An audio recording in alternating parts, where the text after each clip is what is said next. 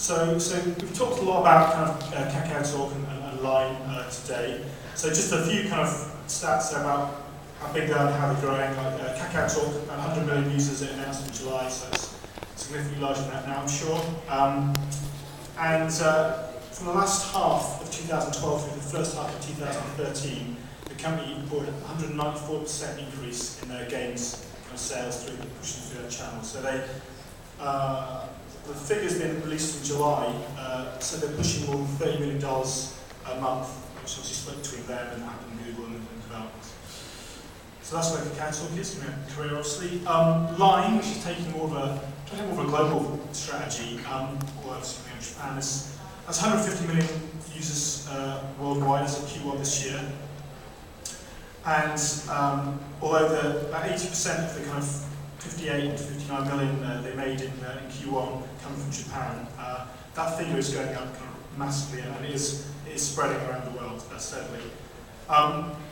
Breaking down those kind of revenues, around half of that came from gaming purchases. So obviously they also sell something they use Line for. There's kind of stickers and other things you can buy, but around half of their revenues are coming from game sales. And clearly, in the social space, there's other people to come. WeChat, talked about earlier, from Tencent, massive base, 300 million users already, growing phenomenally. There's some report from Barclays who were talking about their potential revenues, and they were talking about by 2014 they thought WeChat could account for about just under $485 million worth of Tencent's revenues, and mobile games would be about 3/4 of that. That's the prediction. And obviously there's Facebook as well, launched their own kind of publishing platform, and who knows what's going to happen with WhatsApp, Twitter, all these other services afterwards. Just quickly to put that into what that actually means, this is some sort of research done by DeMiroz and Yuzu and published back in March this year. And if you look at this chart, you can kind of see that 12 out of the 20, how well you can see that, it's probably a bit, well, I can't see well, but 12 out of 20 games basically in the top Google Play stores internationally have basically been connected to either KakaoTalk or Line. That's pretty amazing. Obviously, that's over this year. That's still. If we look forward to for August, the top games through this is Akhavan's data.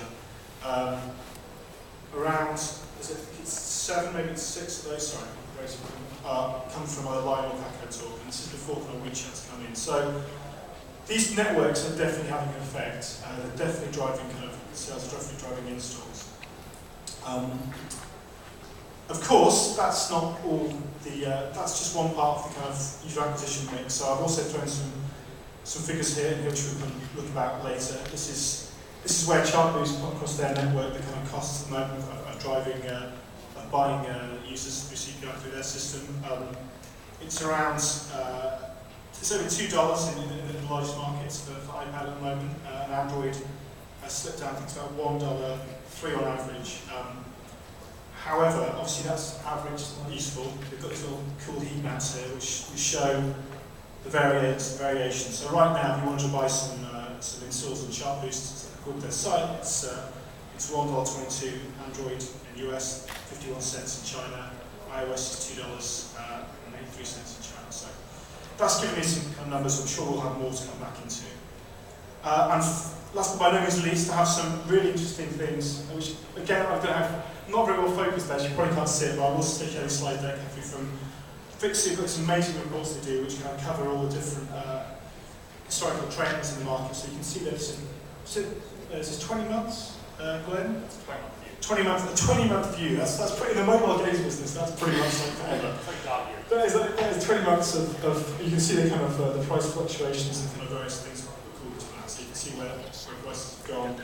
And another interesting thing Fiksu in their report is they're kind of matching up Android to kind of iOS and who's winning the war in different places. And as we'd all expect, we know that Android's from an install base globally and the US is kind of winning that battle, certainly from downloads as well. But in terms of kind of the quality of revenue, iOS is still kind of holding its own.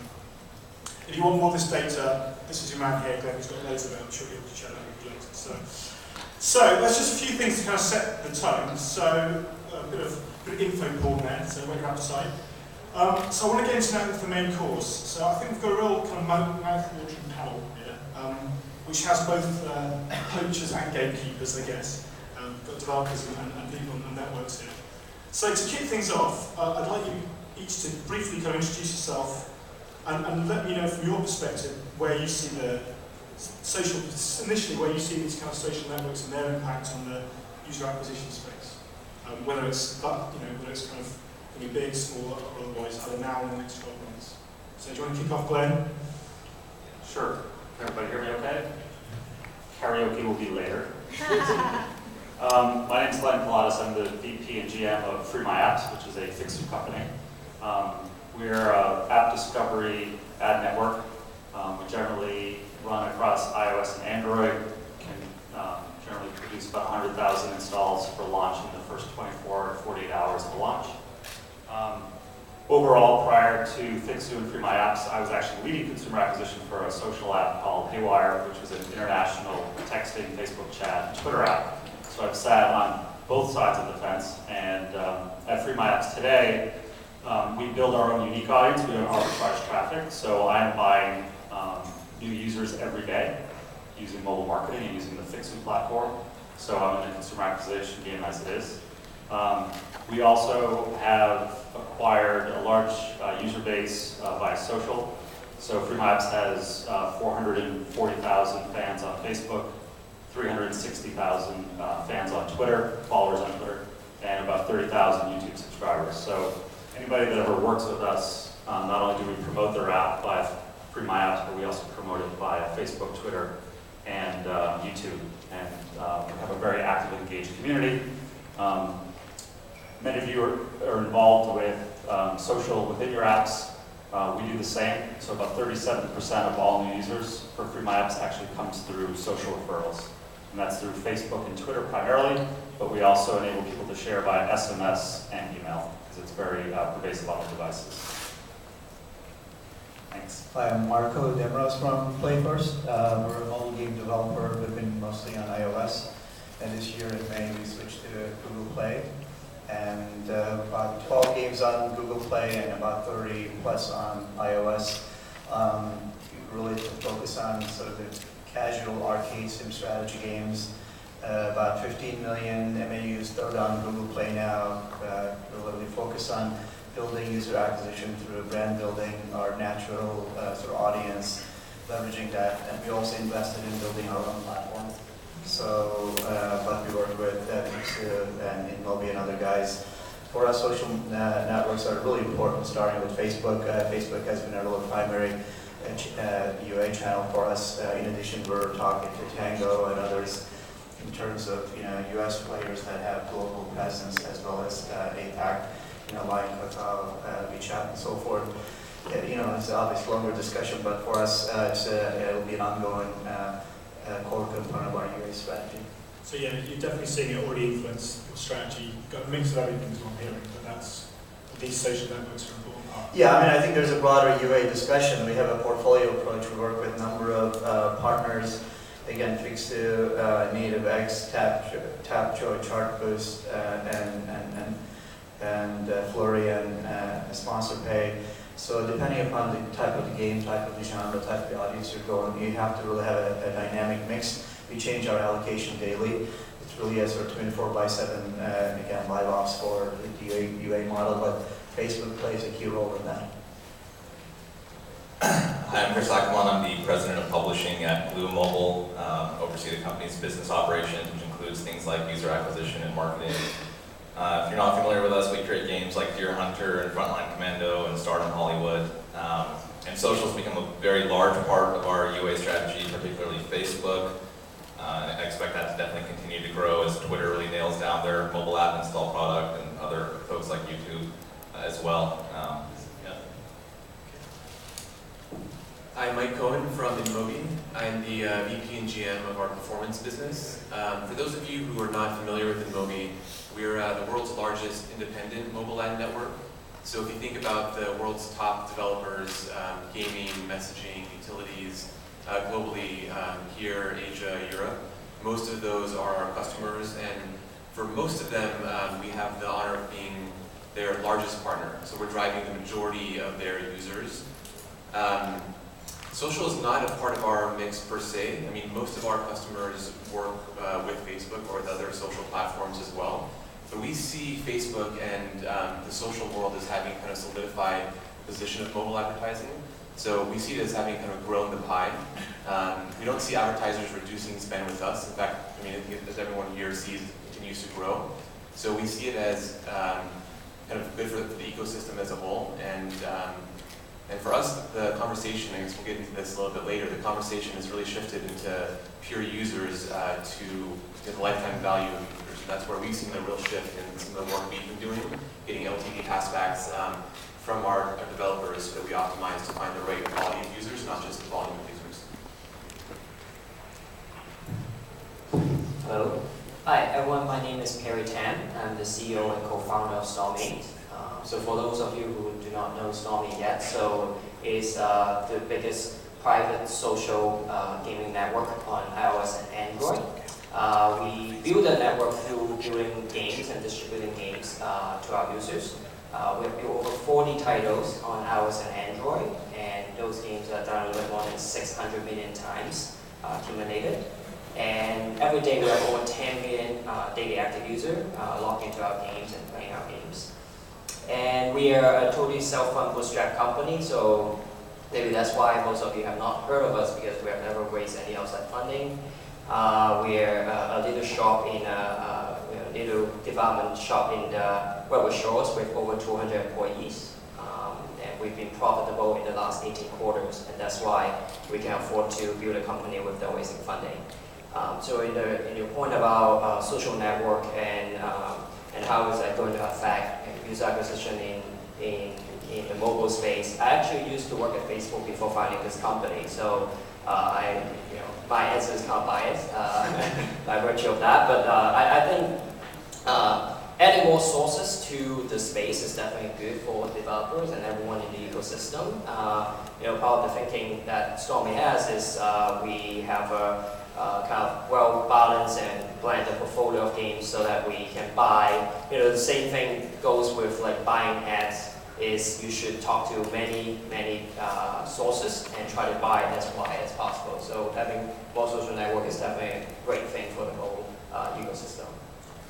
Okay, I mean, just coming back to that, I guess this is more a question for Perry and Mark. In that you have kind of networks, you're right. Is it with Facebook kind of growing influence in the space with things like Kakao, Line, WeChat? Is there any point? Or do you think there's a future of having your own network, or are you going to get kind of squeezed by these networks? Obviously, you guys have already established it, so is there a point for new developers to try and hone a network themselves? I think the answer is yes to both. So from our perspective, I think there's really a healthy balance to control our own destiny. If you look at our UA model, say last year we got about 25 million installs. This year we'll probably do 40 million installs across the whole portfolio. Last year is about 8% were paid acquisitions. The rest came through organic, means, and our brand building and our own network. We do cross promotion. And this year we'll be probably around 5% of our total installs will come from paid acquisitions. So for us, it's strategic. 5%? Yeah, 5%. And it's really strategic to continue to build our own network and really sort of cross promote. We not only look at the ROI from the install, we look at the network LTV, because when you cross promote, you really have a much deeper engagement model with the audience. I'm going to add as well, I think actually the most important social networks in games are those that are created within the game itself. So if you look at games like Game of War, Kingdoms of Camelot, those games are driven by people meeting other people they don't know in real life in that game, creating guilds. I think we released some data yesterday that showed that adding guilds to a game increased revenue for them by 600%. So I think it's actually absolutely critical for developers to continue to build social networks within their own game and not just rely on social graphs from Facebook or another. Yeah, so Storm8 shares a similar viewpoint, and actually we have the same conviction ever since we started the company.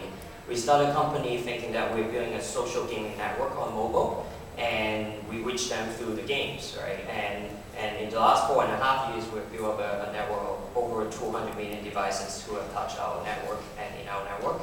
And back to Chris' point is, we definitely pay a lot of attention building our own network and trying to leverage it along the way. And there are two things that we find out that are very, very crucial to have your own network is one is you lower the user acquisition cost. You don't have to always go out and buy. Obviously we supplement our traffic through ad buy, but then the majority of it is still driven by the network itself. So it lower the cost, but at the same time it actually increase the value. What we find is by having the virtue of like a network of itself and then having multiple products and games and titles on the market actually increase the user value for the overall company. And because you can move them from one game to another, and people will genuinely like to see more games from the same developer because they understand the quality, and then they can also have a guarantee of the quality of the games. So in general, you lower the cost and then also increase the user value, which is very, very important. I see you're waiting on that. So Yeah, so we work with about 33 of the top 50 grossing game publishers, and I would wholeheartedly agree, because most of these games that we promote are freemium titles, and people will pay more for a cost per engagement, somebody that will register for a closed network. But what we found from working with some of these freemium app publishers is they basically say that, yes, I pay more, but after it extends through the network and we look at our overall cost of consumer acquisition, some people have driven it down by 40 to 60%. Because once that one CPI that they may have paid is spread across the number of games they cross-promote, or the value of that registered user in the network, it becomes extremely valuable and it drives it far down. Okay, we've talked a lot about different solutions to our social networks, about things. I mean, clearly we talked about portfolio approaches, as you mentioned a couple of times. So, I'm a sort of a publisher that's just starting out. I mean, what sort of tips on kind of strategy? What are my options? What questions should I be asking myself when it comes to user acquisition? It seems like a lot of people out there clamoring for my spend. Like, how do I start? What's my strategy? Come on, you get my money. You guys are in that situation. Go on, Chris. I mean, one of the important things is to have some kind of attribution platform that allows you to track the performance of your spend across multiple different platforms. So whether that's mobile app tracking or GoToHub or similar solution. So I mean, that's the most valuable thing you can definitely do, is be able to measure at a very granular level the performance of what you're getting and not just rely on what you hear from people. Yeah, I think it also has to do with the platform and genre strategy. Yeah. And on Google, first 30 days you're under news, you can do aggressive, traffic push and installs, and we will chart up pretty high. And because Google model has to do with the retention and uninstalls and everything else. So the first 30 days uninstalls are not really that significant because that's considered in a different category. And then also different genres. If you have a sim strategy game, people don't need a lot of massive traffic, but you need quality traffic because they tend to have high retention, high up-down. Versus you can do huge burst campaigns with Fiksu's Free My Apps. Later. Yeah. But what sort of commission you get? 10%? Really, they've been really good. So we can do a huge burst campaign for a new arcade game and chart up really high on iOS, and then you look at different. We have a sort of predictive model. We look at the organic multiples. Every chart ranking has different organic multiples. Obviously, as you go up, you get higher multiples, but not every genre has the same multiples. So there are a lot of strategies in terms of your genre monetization and also launch objectives. So just going, in terms of the genre, that's an interesting thing. So for each title, you're looking at from the start with a different strategy. And obviously, you're saying about platforms, I get Google and iOS very different. But each genre of game, we're looking at a different approach. Yeah, for example, if you look at the App Annie data and so ARPU for, I think Clash of Clans was about $4.16. For Candy Crush was $1.18. Yeah. So you can afford to do very high quality, lower volume installs to Clash of Clans because they monetize very differently versus Candy Crush. You got to drive a lot of volume. It's an arcade game, low retention and engagement numbers are lower. So really, you got to adjust the strategy to the genre and audience. Okay. And Harry, so I think the apps go on. Wait, go on. Sure, I was just going to say that I think the integration that you have with the different partners that you work with is really important, because the role of user acquisition manager is a very complicated and tough role, and so the goal is clear. You want to find the highest ROI, but the information you're getting is not always perfect. It's hard to determine what the ROI is for the user second network. So the integration and doing passive acts and all of that, so that you're actually evaluating each of your partners on the right basis. So you know the ROI, I think, is a pretty complicated job, and it's improved over the past year. You'll see that the integrations have improved with a lot of games and the networks they work with, but that continues to evolve. And so just looking at to make sure you have the right amount of information to evaluate the quality of the users, not just the volume. Yeah, I have a similar point here about what you just said there is, you can't treat UA as just a game of itself, right? Like we all talk about game as a service here, and it's all great and important to track things and improve over time. So you can't treat UA as the same way. Different partners have different sources, and the user base, go into different genre of games, have different value, right? So you basically have to track and test every single one of them, and it might work for you, it might not work for you. If other people tell you it works, it might not work for you still, right? So you just have to keep tracking it and testing it, and just don't expect it to be just like your game. You don't expect it to launch and then it just magically happen and does really well. Right? You just have to keep tuning it, find the right partner, find the right game. That's why the portfolio approach how it works, because once you have the economy of scale, then you can find one place and then it works, and you can double down or put it across the board. So your approach initially is to spread the spend as many places you think makes sense, and then you just zero in when you get some, you catch a fish.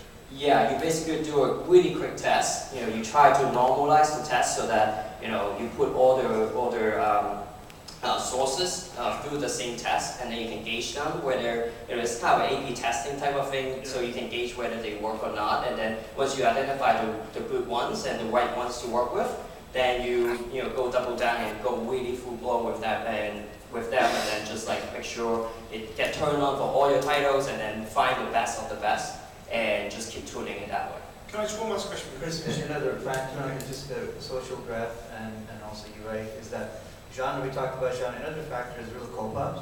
If you have apps targeting kids, you cannot have social graph integration. Yeah. So you can run CPM campaigns and so forth, but not effective as CPI campaigns. Yeah. So if you have a product that's targeting 12 and under, social graph use becomes critical. Okay. Cool. Can I just one second? One question, because you're talking about spreading your initial spend and pushing it out. What sort of numbers are we realistically talking about? I guess it differs if you're Supercell or King or a small mom and pop shop. But what sort of money do you need to spend to make that test worthwhile in that marketing approach? Don't have to have it just really. What would you suggest? Like a small, medium-sized publisher or developer. What sort of money do they need to spend? So like 10,000, 100,000? Yeah, I actually think this is a very important question that you asked, but at the same time, the answer really depends on your goal for your game. My initial suggestion here is just push the game out without any ad buy, test it, right? Get a good understanding of your LTV. So start from there, right? And then from that point on, you can ask yourself, hey, what is my goal here, right? If my goal is to make sure this game, I'm willing to throw money at it, make it as big as possible, then you have the leverage to throw a lot of money at it, knowing what is the LTV. If your goal is which is kind of how we get started, is when we get started, we did exactly that. We throw out the game, we didn't do any ad buy, we understand the user base, understand the LTV, and then we ask ourselves, okay, what is the goal? The goal for our company at Stormy is we want to build a network. We want to build a network through building more and more games. So our strategy has never been, let's throw all the money at one title. So we actually take that learnings, and then make multiple product. And then once we have a good enough portfolio of it, and then we go back in buying. So that's kind of our strategy. It worked for us, but I don't know if it go back to what you want your games and your company to go. Sure. Yeah, I agree with Perry. That's really good advice. And also just to throw out a hard number, because I know people like to get a hard number to fixate on. Give us a hard number. Yeah, give you a hard number. So to test the viability of a game, I think you can do that with a $10,000 to $15,000 budget. And I would just focus that on very high quality traffic, like something like Facebook, and pretty quickly you're just measuring purely your retention, your monetization, and your CPI. And with that budget, I think you can get a really good read on whether or not that game is viable and worth a larger scale marketing effort. Okay. Go on. Sorry. Onto that, Fiksu as a company, we have fully vetted and integrated about 50 different ad networks. We have access to about probably about 90% of the in-app ad impressions, work with InMobi and others. But one of the key things is also look at markets that you can launch in first to test your game. So many of our app publishers will look at Canada, New Zealand, Australia. They'll launch there. They'll test it. They'll use AppFlight initially just to distribute the first 100 for iOS and see where the key monetization points are. And then they'll look to do kind of a smaller test. So make sure you're dealing with networks that have full transparency, that show you where the installs are coming from, et cetera. Another thing, if you're doing a major launch and you're planning in the US, be very careful about arbitrage traffic. As we said, we vet app traffic networks every day, and a lot of times you'll end up bidding yourself up in the market. So if you have $1 million to spend or $500,000 to spend, you'll go out there thinking you're buying effectively, when in essence you're bidding yourself up because other ad networks are trying to place your campaigns with other ad networks that you're also trying to place campaigns with. Happens all the time. So just be very careful when you're doing consumer acquisition. Okay, that's cool. Just to put some context, I guess, in numbers as well, I was talking about numbers. So I showed some kind of numbers there initially from chart boosters, but some of you only theirs initially. So what from your guys, what sort of range are you talking about for I know there's a lot of variables now for CPI in the US market. What cost of user are you seeing? Is that ramping up? I mean, obviously Christmas is ramping up. For us, again, US-centric, iOS CPIs tend to be around $1.50 type of range. Yeah. Again, our eCPI isn't literally in cents, so therefore we can afford to be selective.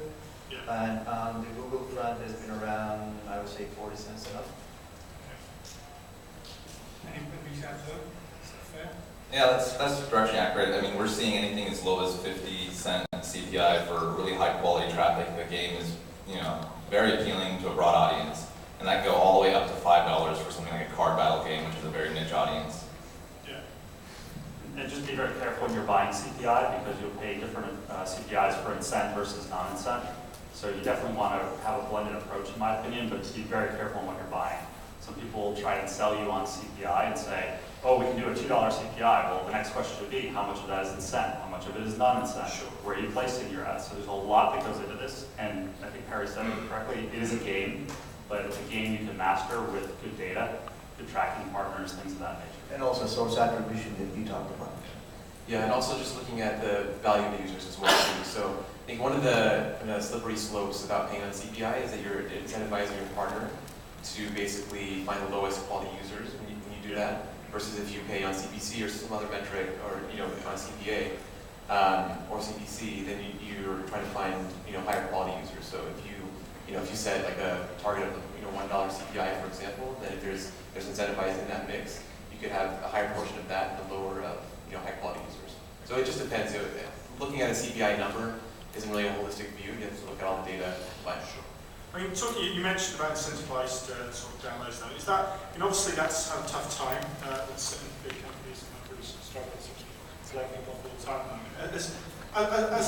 As an industry, is that a dying industry? Is this going to Apple kill it off, or is that still a massive part of the business going forward? So I guess I'll answer this because I was actually on the early team at Tapjoy and spent 4 years. That's the one I was thinking. Yeah. So and the model's obviously dramatically evolved over the years, and now the way things are currently, the whole rank boost game is no longer very relevant. So I think the incentivized model needs to evolve, and one of the powers of that model is its ability to get a massive audience through a funnel really quickly. I think those networks need to figure out how to tame the fire hose a bit and really funnel in quality through that channel and make it more relevant down the line for mobile app advertisers. Yeah, just speaking to that, since that's